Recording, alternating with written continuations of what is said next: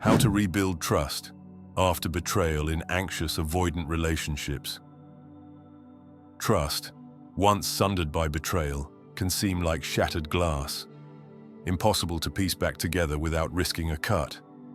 And yet, here we stand at the threshold of possibility, searching for a method, a blueprint, a glimpse of hope that might guide us through the labyrinth of broken promises, searing resentments, and flickering doubt. Allow me to begin our gathering with a rather biting question. Have you found yourself or your partner in the throes of an affair, wrestling with the anguish of shattered faith? Betrayal in relationships is no trifling matter under any circumstance, but it becomes especially charged when one or both partners occupy the anxious or avoidant end of the attachment spectrum. Indeed, it's like mixing tinder-dry timber with a stray spark. So easy to ignite, so devastating in its aftermath. And many of you might feel caught between blaming the culprit and lamenting your own perceived failings, all while the specter of heartbreak looms over every interaction. Perhaps you wonder, is it possible to salvage the bond? Can trust be resurrected once it's laid low by deceit? I've good news for you, dear viewer. The path exists, and it is not as elusive as you might fear. Now, let us talk about the forces at play. Anxiously attached individuals live in persistent dread of abandonment, scanning every pause in conversation for signs of doom. Meanwhile, avoidantly attached souls excel at slipping away behind walls of cool reserve the moment they sense entanglement. When betrayal enters such a relationship, we witness a clash of near-mythic proportions. The anxious partner's worst fears are realized, and the avoidant partner's reflex to flee or sidestep accountability intensifies. The air crackles with tension as each wonders whether all is lost. You might be thinking, yes, it all sounds bleak, so what can be done? Let us embark on a reflective journey, replete with wit and gentility, all aimed at illuminating a path forward. Along the way, I shall weave in stories, examples, and a bit of cunning observation to guide you. First, consider the very nature of betrayal, an act that fractures trust like a hammer upon a mirror. Yet betrayal isn't always about lovelessness or callousness. It can arise from a festering emotional starvation, from childhood patterns that taught one to withhold or to chase endlessly. When anxious individuals cheat, they may be seeking reassurance or a sense of desirability they've begun to believe is absent from their primary relationship.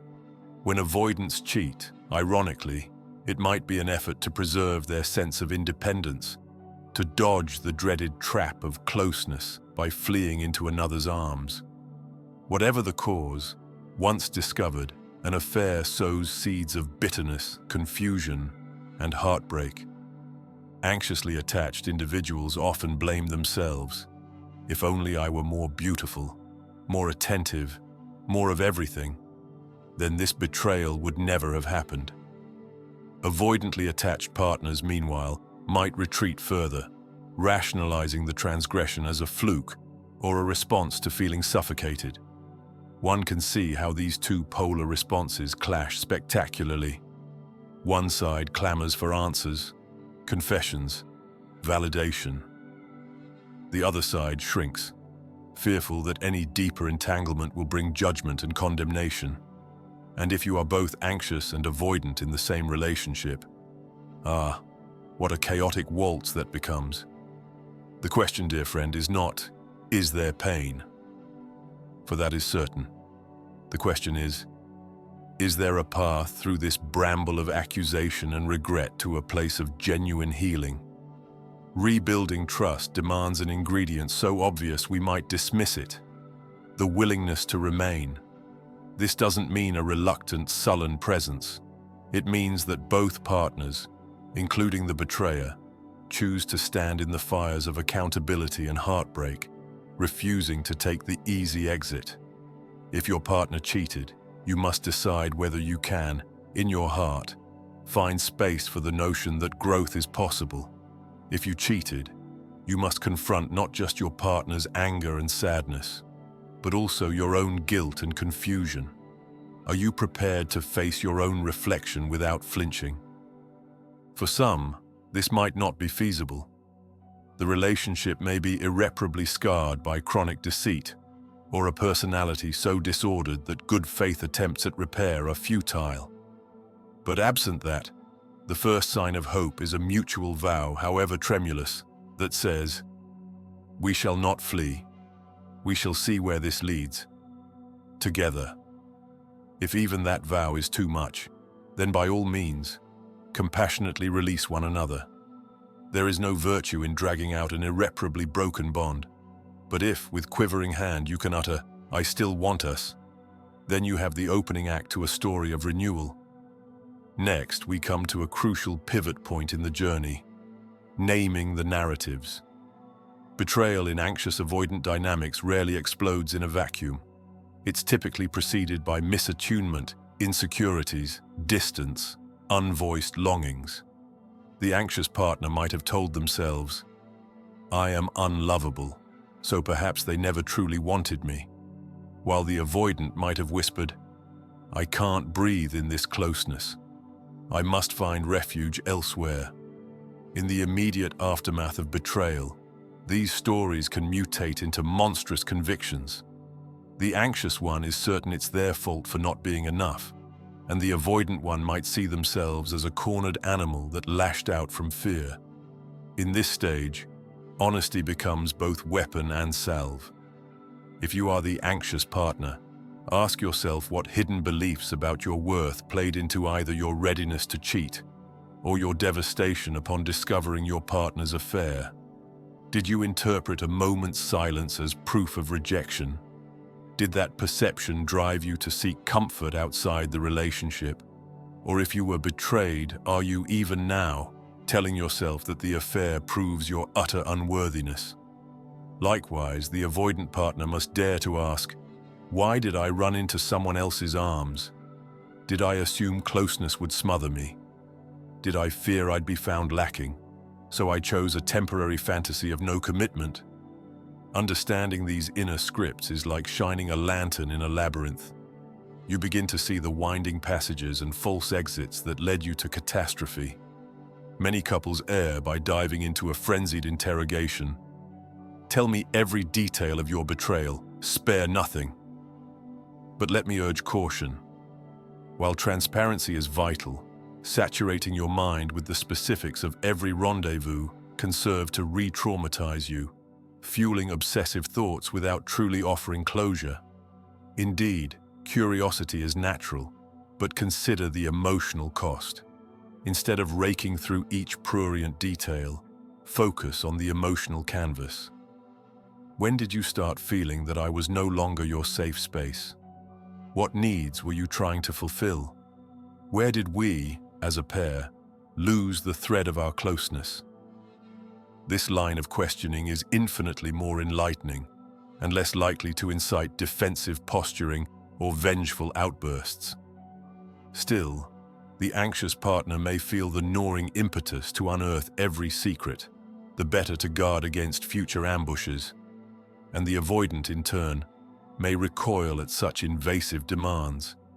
To navigate this minefield, set boundaries around when and how these discussions will occur. Perhaps you agree on a weekly meeting, outside your bedroom, if I might add, where each of you can speak freely about the process of healing.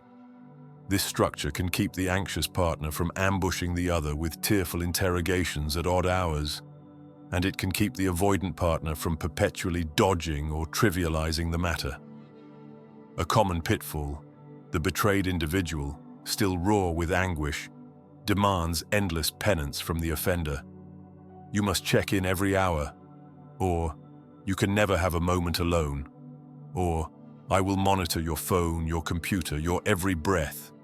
While such vigilance might soothe immediate anxiety, it seldom fosters genuine closeness. The avoidant, feeling smothered, might withdraw further or secretly resent the controlling dynamic. This does not mean you shouldn't establish some practical, trust-building gestures, like more frequent communication or open access to certain personal devices for a time.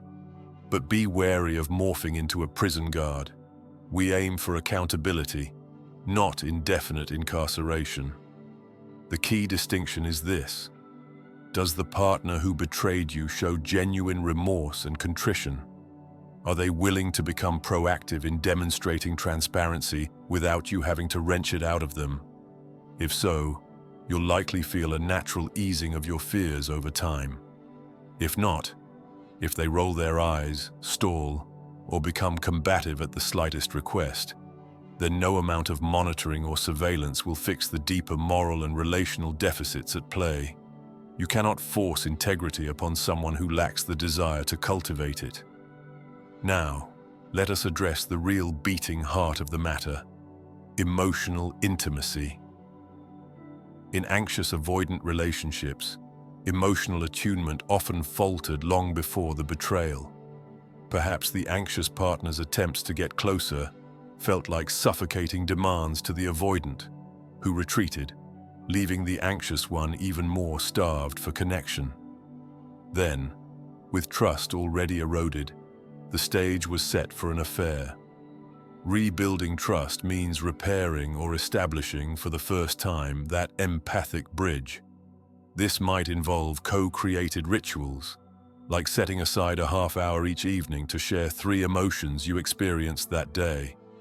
It could also mean practicing active listening, where you reflect back your partner's words without injecting your own fears or justifications. Furthermore, consider the power of confession. Not confession in the sense of reciting your trespasses in excruciating detail, but confession as an ongoing willingness to be known. Perhaps you say, "I've realized how empty I feel when we don't connect physically once a week. That emptiness frightened me, and I sought affirmation elsewhere." Or, from the betrayed perspective, "I've realized that each time you go silent for a day, I interpret it as the harbinger of another affair.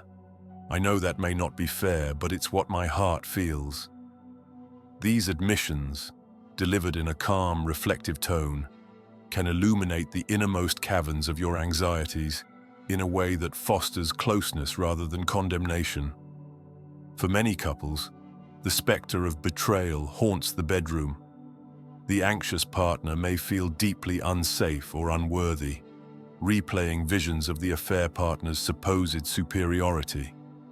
The avoidant might respond by becoming stiff, mechanical, or absent, which ironically confirms the anxious partner's suspicions that intimacy is forever tainted.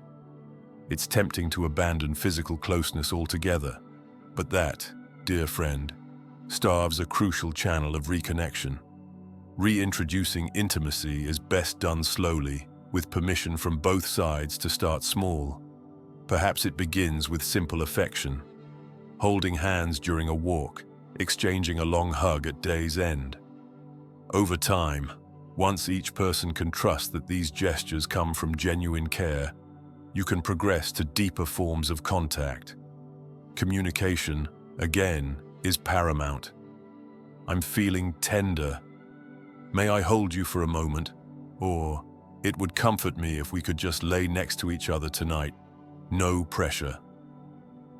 In these unspoken or softly spoken requests, you rebuild the foundations of trust through the body's sense of safety. Dramatics and grand gestures are less important than consistency and mutual respect. Once a new baseline of physical safety is established, you might find that emotional intimacy blossoms more readily. Let us tackle a painful temptation: revenge or retribution. For the anxious partner, the agony of betrayal can spark fantasies of giving the offending partner a taste of their own medicine. "Maybe if I do the same, they'll know how it hurts." The avoidant, for their part, might react with preemptive blame. "You drove me to this. It's your fault we're in this mess." Both stances perpetuate a cycle of bitterness rather than healing. True resolution arises only when both can stand on the vantage point of growth. We see what happened. We see the cracks that let it happen. We own our roles, and together, we vow to do differently. But does that absolve the betrayer of wrongdoing? Not at all. They remain accountable for the choice to stray. The difference is that accountability is a stepping stone to growth, not an invitation to eternal condemnation. If your partner attempts to stoke the flames of resentment, fueling a scorched earth dynamic, you might gently remind them, "We cannot cultivate closeness in the soil of revenge. If you must punish me, so be it, but it will not lead us to love." A humble but firm statement of contrition disarms vengeful impulses more effectively than heated arguments ever could. Relationships, dear viewer, are shaped by daily habits more than dramatic declarations. Once you and your partner commit to rebuilding trust, identify concrete changes you both will implement. These might include check-ins, a short conversation each day where you share your emotional state, unfiltered yet respectful, couple rituals, a weekly date night, or a shared mindfulness exercise, some ritual that solidifies togetherness, individual growth, therapy or coaching, journaling about attachment triggers, or reading a relevant book on secure communication. Openness. The partner who cheated might voluntarily offer reassurance without being asked, perhaps a midday text, or a mention of their whereabouts and how they feel. Such habits, adhered to over weeks and months, begin to tilt the relationship dynamic toward one of collaborative healing. The anxious partner, seeing consistent demonstrations of care, relaxes their vigilante watch. The avoidant partner, noting that vulnerability no longer summons a scolding or meltdown, becomes more willing to open up. In this synergy of mutual effort, genuine trust re-emerges, like green shoots after a forest fire, fragile but full of life. No discussion of betrayal would be complete without addressing the matter of forgiveness. One might say, should I not forgive them right away if they show true remorse? Or, must I cling to resentment lest they get too comfortable? The truth is more nuanced. Forgiveness in the wake of betrayal is rarely a one-time decision. It's more of an ongoing posture, a daily or weekly recognition that you choose not to define your partner or yourself solely by this transgression. This stance doesn't excuse the act. Rather, it acknowledges the complexity of being human and the potential for change. For the anxious partner, forgiveness can alleviate the burden of constant suspicion. For the avoidant, forgiveness can create the safety to maintain emotional openness without fearing perpetual condemnation. And if you are the one who strayed, you must also learn to forgive yourself. Self-flagellation, while it might feel like a sign of penance, can devolve into a pity spiral that prevents you from extending genuine empathy to your partner. True accountability includes a measure of compassion for your own woundedness, a woundedness that does not justify wrongdoing, but that can be nurtured into a deeper sense of self-awareness. At last, we look to the future. If you and your partner, in all your anxious or avoidant glory, can endure the fraught early weeks of post-affair turmoil, you might find a wondrous clearing in the woods. Having confronted your illusions, be they illusions of self-sufficiency or illusions of unworthiness, you stand on the threshold of a truly secure attachment. Odd though it may sound, betrayal can become a catalyst for profound growth if the relationship finds renewed purpose. It is not the recommended route, mind you.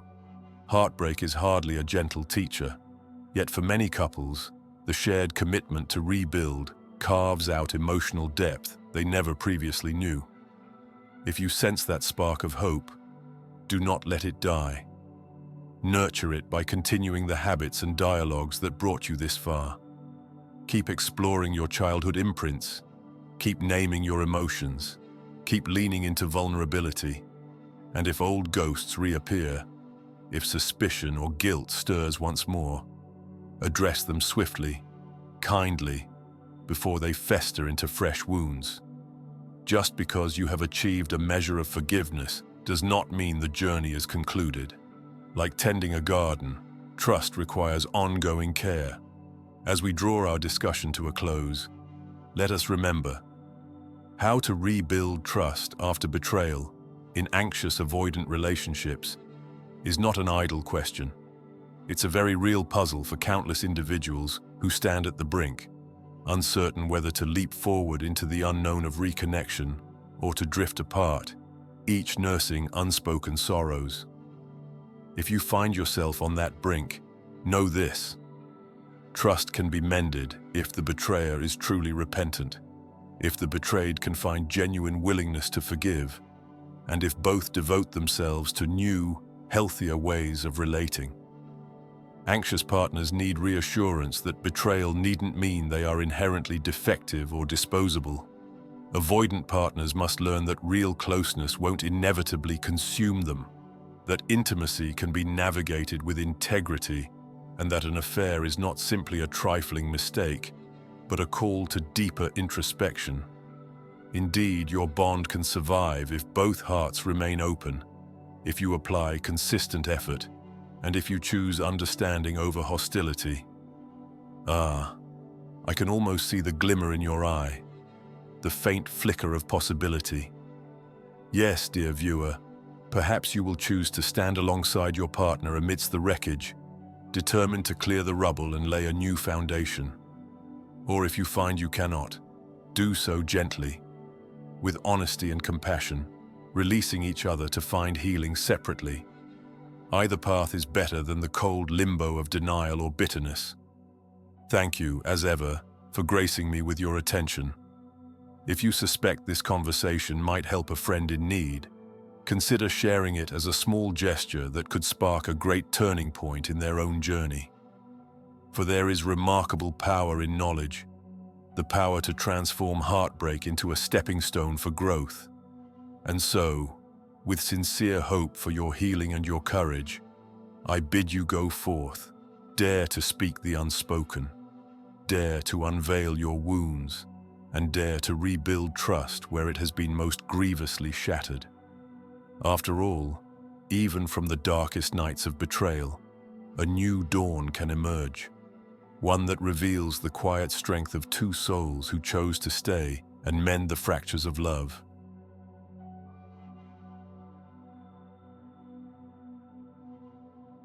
If you believe this video might help someone dear to you, share it with them. A small gesture on your part could mean the world to a friend in need.